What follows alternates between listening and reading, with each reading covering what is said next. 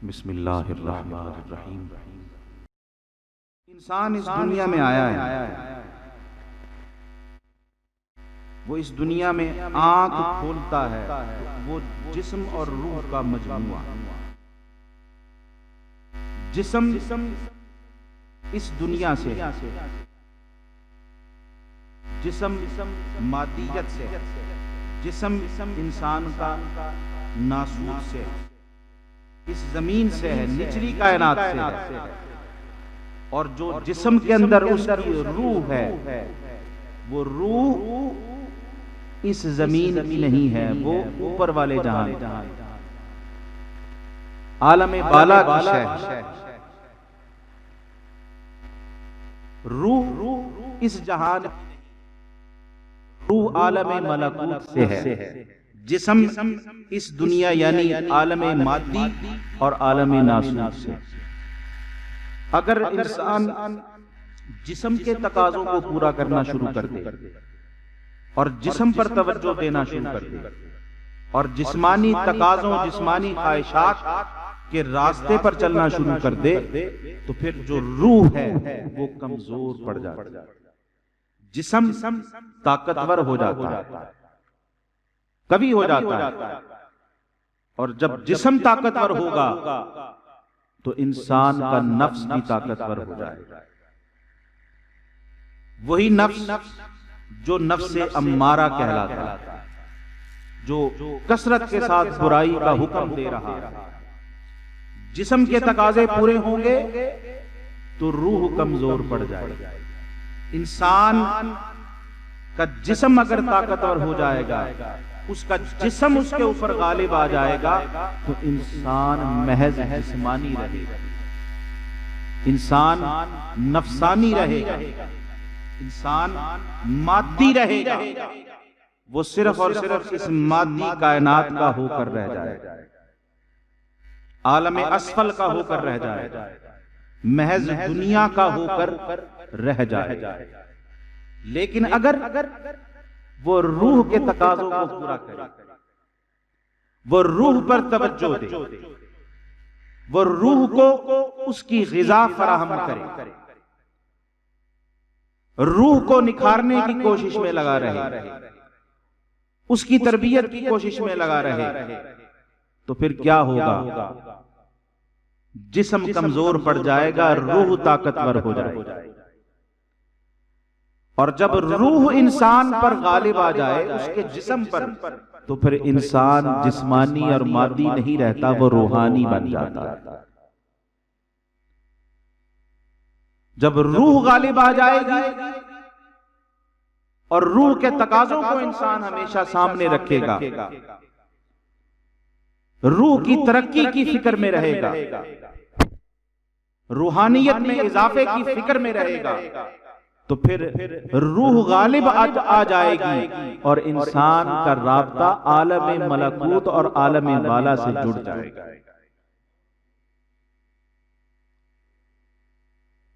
انسان چلتا اور پھرتا تو فرش پر نظر آئے گا، لیکن اس کی روح عرشی ہو جائے گی، اس کا رابطہ عرشی ہو جائے گا، اس کی پہنچ عالم ملکوت اور عالم بالا تک پہنچ جائے گی۔ یہی وجہ ہے کہ حدیث پاک میں آقائے دو جہاں صلی اللہ علیہ وسلم نے فرمایا کہ کل مولود یولد علی الفطرہ، ہر جو پیدا ہونے والا ہے وہ فطرت پر پیدا ہوا۔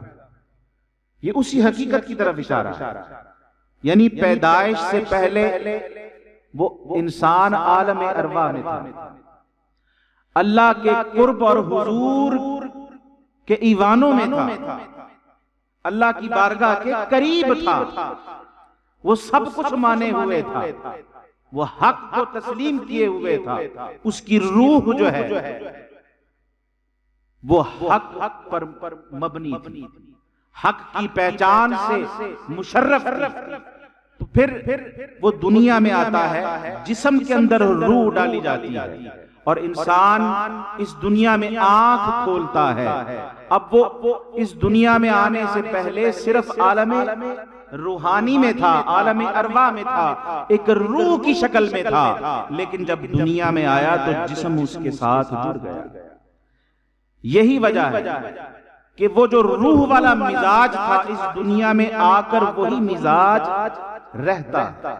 اسی لیے حضور نے فرمایا کہ وہ جو فطرت حق پر اللہ کے قرب میں رہتے ہوئے تھا، جب اس دنیا میں آتا ہے تو 2 سال تک کا عرصہ بچے کی معصومیت کا عرصہ شمار کیا جاتا ہے، جو خالصتاً جب بچہ معصوم 2 سال تک رہتا ہے۔ اور وہ 2 سال تک معصوم کیوں سمجھا جاتا ہے، اسے معصومیت قرار کیوں دیا گیا ہے؟ اس لیے کہ وہ جو روح کا مزاج تھا وہ مزاج 2 سال تک اس کے جسم کا رہتا ہے، لیکن پھر بعد میں انسان جو ہے وہ راستے سے ہٹ جاتا ہے۔ حدیث پاک میں آتا ہے کہ اس کے والدین ہیں، وہ اپنی مرضی سے اسے جس طرف لے کے جانا چاہیں وہ لے جاتے، وہ اپنے اصلی وطن جو ہے اس سے وہ بھٹک جاتا ہے، اس کے مزاج سے، اس کی پہچان سے، اس کی معرفت سے بھٹک جاتا ہے۔ تو اللہ رب العزت کی منشا کیا ہے؟ وہ چاہتا ہے کہ انسان اس دنیا میں جس طرح فطرت حق لے کر آیا تھا ساری زندگی اسی فطرت پر قائم رہے۔ وہ چاہتا ہے، اس کی منشا کیا ہے کہ یہ جب تک اس کے حضور میں تھا، عالم ارواح میں تھا، روح کی شکل میں قرب خداوندی کے ایوانوں میں موجود تھا تو اسی کا تھا، اسی کا نام جپتا تھا، اسی کو پہچانتا تھا، اسی کو اپنا خالق اور کارساز مانتا تھا۔ وہ اس کی منشا کیا ہے کہ دنیا میں اگر آ گیا ہے گو جسم کا رشتہ اس کے ساتھ جڑ گیا ہے، لیکن اس کی منشا، رب کی منشا کیا ہے کہ یہ جس طرح عالم ارواح میں رہتے ہوئے میرا تھا، مولا کا تھا، اس دنیا کے اندر بھی یہ میرا ہی رہے، یہ مولا ہی کا بن کے رہے۔ تو یہ اللہ رب العزت کی منشا، یہ جسم اور روح کا تعلق۔ اس لیے اب اس دنیا میں رہتے ہوئے انسان کے لیے اللہ نے لائحہ عمل کیا متعین فرمایا ہے کہ سب سے پہلے وہ اپنی راہ کا تعین کرے۔ اگر تو فطرت پر ہی اللہ نے رکھا ہے تو بڑا کرم ہے، بڑا فضل ہے، اس کا بڑا انعام ہے کہ شروع دن سے وہ اپنے مولا کو بھولا نہیں۔ اس دنیا میں آ کر عمر کی، زندگی کی منزلیں طے کرتے ہوئے اور دنیا میں رہتے ہوئے، زندگی گزارتے ہوئے، دنیا کی ضرورتوں کو، تقاضوں کو پورا کرتے ہوئے وہ اپنے اصل وطن اصلی کو بھولا نہیں، اپنے مولا کو بھولا نہیں ہے، تو بڑا کرم ہے۔ لیکن اگر وہ بھٹکا ہے، اگر وہ گمراہ ہوا ہے تو سب سے پہلے اہدنا الصراط المستقیم یہ دعا کی جاتی ہے، اور سورہ فاتحہ آغاز میں، قرآن مجید کے آغاز ہی میں یہ تعلیم کر دی گئی، اے پروردگار ہمیں ہدایت عطا فرما، ہمیں سیدھا راستہ عطا فرما۔ تو سب سے پہلے اس دنیا میں رہتے ہوئے اب وہ جو اللہ کی منشا اور غرض و غایت کو پورا کرنا ہے، اس کا راستہ کیا ہے کہ انسان سب سے پہلے راہ ہدایت کو منتخب کرے، ہر طرح کی گمراہی سے اور ہر طرح کی برائی سے دور ہو کے نیکی کے، ہدایت کے راستے پر آ جائے۔ وہ ہدایت کا راستہ کون سا؟ اللہ کو ماننے کا راستہ، توحید و رسالت کا راستہ، اسے پہچاننے کا راستہ، اسے خالق و مالک ماننے کا راستہ، یہ ہدایت کا راستہ۔ اور پھر ہدایت کے بعد وہ ساری زندگی جو انسان کا جو ایک پیٹرن ہونا چاہیے، نمونہ اس کا ہونا چاہیے، وہ کیا؟ وَمَا خَلَقْتُ الْجِنَّ وَالْإِنسَ إِلَّا لِيَعْبُدُونِ۔ انسان کی زندگی کیسی ہونی چاہیے؟ اللہ نے انسان کو قرآن مجید میں فرمایا اس نے جن و انس کو بنایا ہی اس لیے ہے کہ وہ ساری زندگی اس کی عبادت کرتے رہے۔ تو زندگی کا، پیدائش کا مقصد اللہ رب العزت نے متعین فرما دیا کہ بندگی، میرے بندے ہی رہیں، اس کی منشا یہ ہے میری عبادت ہی کرتے رہیں، میری اطاعت اور فرما برداری ہی کرتے رہیں ہمیشہ۔ تو بندگی، عبادت اور ہدایت، یہ تین چیزیں بنیادی طور پہ وہ ضابطہ ہے کہ جس پہ چل کے انسان اپنے اسی فطری مزاج کو پا سکتا ہے، اپنے رب کی طرف لوٹ سکتا ہے، اپنے وطن اصلی کی جو سرشاریاں اسے حاصل تھی رب کائنات کی طرف سے، انہی سرشاریوں کی طرف، انہی انوار کی طرف وہ دنیا میں رہتے ہوئے بھی انہی انوار کی طرف متوجہ رہ سکتا ہے کہ ہدایت، بندگی اور عبادت، کہ ہمیشہ اسی راستے پر چلتا رہتا ہے انسان کہ صبح و شام کے اعمال، اس کی نمازیں، اس کی عبادات، اس کے نوافل، اس کے صدقہ و خیرات، اس کی ساری جتنی بھی نیکیاں ہیں جو وہ اللہ کی رضا کے لیے اختیار کرتا ہے، وہ کیا ہے؟ وہ اس کی عبادت ہے، اس کی بندگی۔ اور یہ عبادت اور بندگی یہ محض یہ اس کے تقاضے ہیں، اور بندگی اور عبادت کے بھی آداب ہیں۔ محض یہ نہیں ہے کہ وضو کر لیا، نماز پڑھ لی، نفل پڑھ لیے، سجدے کر لیے، رکعتیں پوری کر لی، وقت پر نماز کی رکعتیں پوری کر لی، فرائض کی رکعتیں پوری کر لی، نوافل کی، سنتوں کی، واجبات کی رکعتیں پوری کر لی۔ گنتی پوری کرنا مقصد نہیں ہے۔ عبادت اور بندگی کے بھی تقاضے ہیں کہ ان تقاضوں کو سامنے رکھتے ہوئے اگر انسان بندگی کرے گا، عبادت کرے گا، تو تب وہ اپنے مولا کی مرضی کو پورا کرے گا، اپنے رب کی منشا کو تب پورا کرے گا۔ وہ منشا کیا ہے، وہ تقاضے، وہ آداب کیا ہے کہ انسان اللہ کی بندگی کرے، اس کی نماز پڑھے، اس کے آگے سر جھکائے، اس کی اطاعت اور فرما برداری کرے، تو اس کے اندر ریاکاری نہ ہو، خود نمائی نہ ہو۔ کوئی بھی نیک کام، کوئی بھی عبادت، کوئی بھی نفل، کوئی نماز، کوئی زکوٰۃ، کوئی بھی دین کا کام، عبادت کا عمل جو ہے وہ اللہ کے حضور اگر پیش کرے تو وہ ریاکاری نہ ہو، دکھاوا نہ ہو، اخلاص ہو، خلوص ہو، حسن نیت ہو، للہیت ہو کہ جو کام بھی میں کر رہا ہوں صرف اللہ کے لیے کر رہا ہوں، نہ ریاکاری مقصود ہو، اور نہ ہی اس کام کو کرنے سے اپنے اندر غرور اور تکبر پیدا ہونے دے۔ غرور و تکبر سے پاک ہو، ریاکاری سے پاک ہو، خود پسندی سے پاک ہو، اور حسد، بغض، عناد سے پاک ہو۔ ان تمام برائیوں سے پاک ہو کر نہ دنیا کی غرض ہو، نہ دنیا کا لالچ ہو، نہ لوگوں کے سامنے اچھا بننے کی نیت ہو، ان تمام عوارضات سے پاک ہو کر وہ رب کی بندگی کرے، تب وہ بندگی قبول ہے، وہ عبادت قبول ہے۔ اور وہ یہ تقاضے پورے کرے گا تو بندگی شمار ہو، عبادت شمار ہو۔ یہی وجہ ہے کہ قرآن مجید میں اللہ رب العزت نے فرمایا کہ لن تنالوا البر حتی تنفقوا مما تحبون۔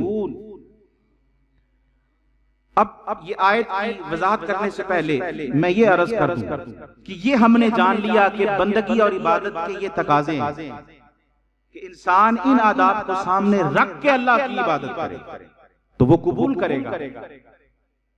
لیکن یہ بھی سوچنے سمجھنے کی بات ہے، کیا ہم نے یہ غور کیا کہ اگر خود نمائی کسی کے اندر ہے، ریاکاری ہے، دکھاوا ہے، حسد ہے، دوسروں کو دیکھ کے جلنا ہے، یا دوسرے مجھ سے آگے نہ بڑھ جائیں، مجھ سے بلند درجہ نہ پالیں، مجھ سے زیادہ اچھے لوگوں کی نظر میں نہ ہو جائیں، یہ حسد کہلاتا ہے۔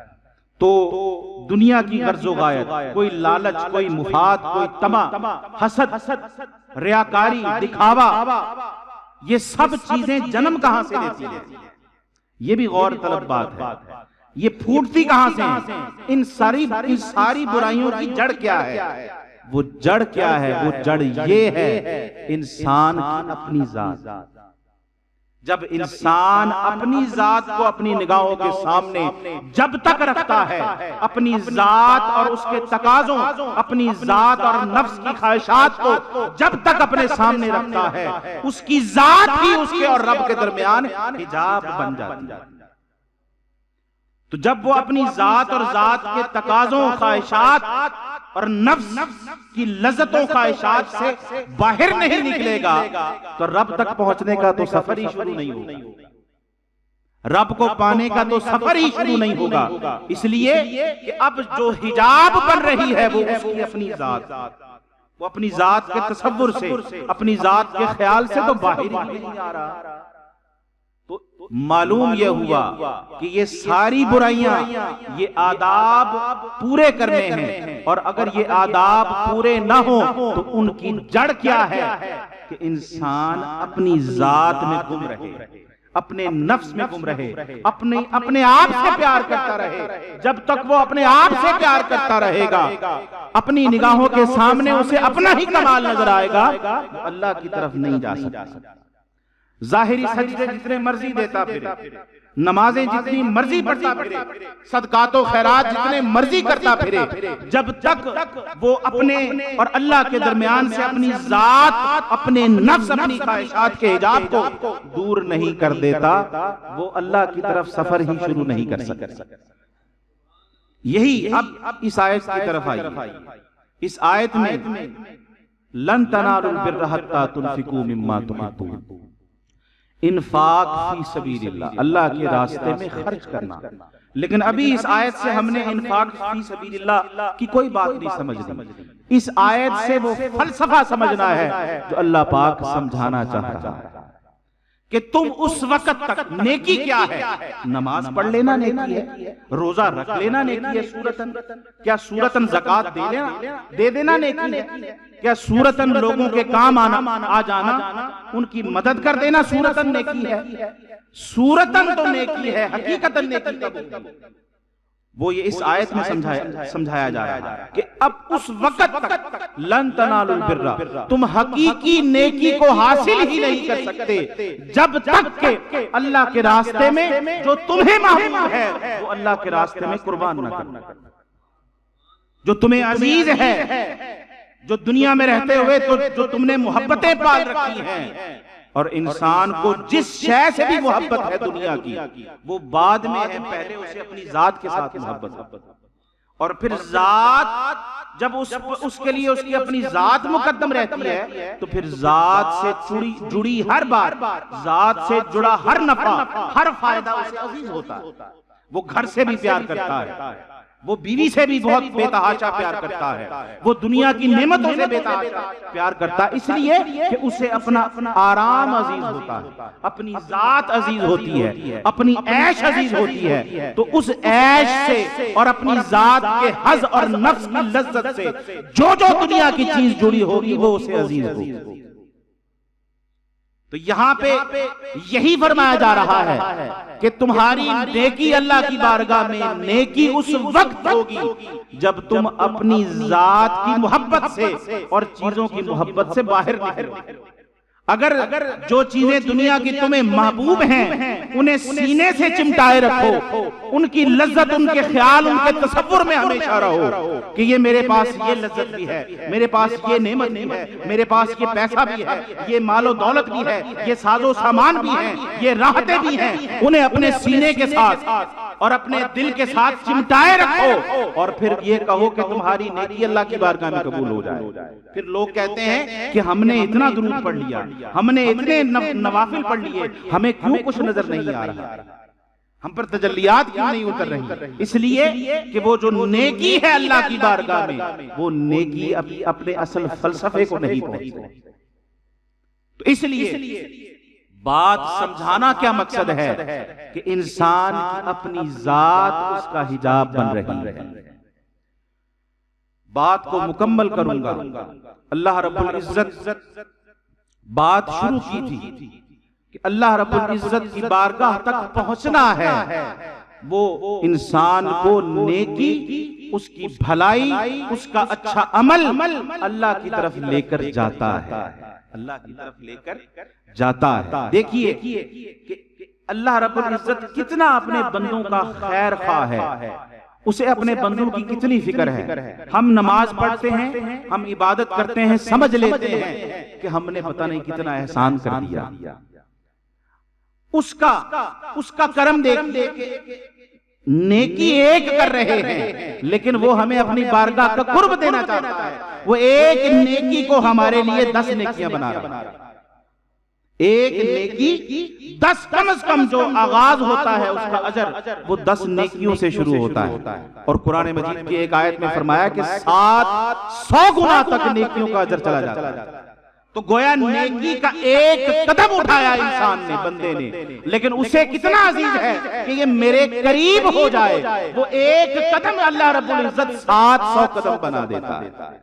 کیوں؟ اس لیے کہ وہ چاہتا ہے کہ اس انسان کی اتنی اوقات نہیں ہے، وہ سمجھتا ہے کہ یہ اپنے عمل سے مجھ تک پہنچ جائے، اس کی اتنی اوقات نہیں ہے۔ اس نے راستہ خود ہی چھوٹا کر دیا، اس نے سفر خود ہی چھوٹا کر دیا کہ ایک قدم اٹھائے تو 10 قدم 10 نیکیوں سے لے کر 700 گنا تک میں نے اس کو فاصلہ اس کا طے کر دیا۔ لیکن نہیں، اگر وہ صرف اپنے عمل پہ بھروسہ کرے گا تو گویا وہ اپنی محبت میں گرفتار ہے، اپنی ذات پہ بھروسہ کر رہا ہے، اپنی نیکیوں پر صرف انحصار کر رہا ہے، اپنا جو اس کا سارا تقوی پرہیزگاری ہے وہ اللہ کی بارگاہ میں پہنچے گا، اس سے انکار نہیں، اسے ثواب ملے گا، اللہ کی رحمت ہوگی، اس کے دنیا میں کام بنیں گے، اسے نفع ملے گا۔ لیکن جو اللہ کے قرب کا سفر ہے وہ محض اپنی نیکیوں پر انحصار کر کے پورا نہیں ہوگا۔ اس لیے اللہ رب العزت نے قرآن مجید میں اپنے نیکوکاروں کی محبت کا ذکر فرما دیا ہے کہ میری بارگاہ کا سفر محض اپنی نیکیوں پر انحصار کر کے نہیں تم طے کر سکتے۔ اس لیے اس نے دیکھیے وہ کتنا بڑا، اس کی شان کتنی بڑی ہے، کبریائی اسی کو زیبا، بڑائی اللہ کو زیبا، عظمت کے سارے نشان اسی کو زیبا، وہ سب سے بڑی ذات ہے، وہ کائنات میں سب سے عرفہ و اعلیٰ ہے، اس کے سوا جو کچھ بھی ہے وہ مخلوق ہے۔ ارے خالق تو صرف وہی ہے، وہ سب سے اونچا ہے، اور وہ اتنا اونچا ہو کر فرما رہا ہے صراط الذین انعمت علیہم، ان لوگوں کا راستہ، ارے میرا راستہ میرا نہیں ہے، یہ ان لوگوں کا راستہ ہے جن پر انعام کر دیا، اس لیے ان کے ساتھ جڑ جاؤ۔ مجھ تک پہنچنا ہے تو یہ میرے نیک بندے ہیں، اپنے عمل پر صرف بھروسہ نہ کر لینا، وہ بھی جاری رکھو، لیکن وہ راستہ غیر محفوظ ہے۔ اگر میرے نیکوکار صالحین کاملین کی سنگت اور نسبت میں آ جاؤ گے تو پھر تمہاری نیکیاں بھی محفوظ ہو جائیں گی، تمہارا راستہ بھی محفوظ ہو جائے گا۔ اس لیے نیکیاں، نیک زندگی اپنی جگہ ضروری ہے، اللہ کا حکم ہے، رسول اکرم صلی اللہ علیہ وسلم کی تعلیمات ہے، لیکن اس سے بھی زیادہ ضروری ہے کہ بندہ کسی کامل کی صحبت اختیار کرے۔ اللہ پاک کی بارگاہ میں دعا ہے کہ اللہ تعالی ہم سب کو اپنے نیک بندوں کی سنگت کا فیض عطا فرمائے۔ وآخر دعوانا ان الحمدللہ رب العالمین۔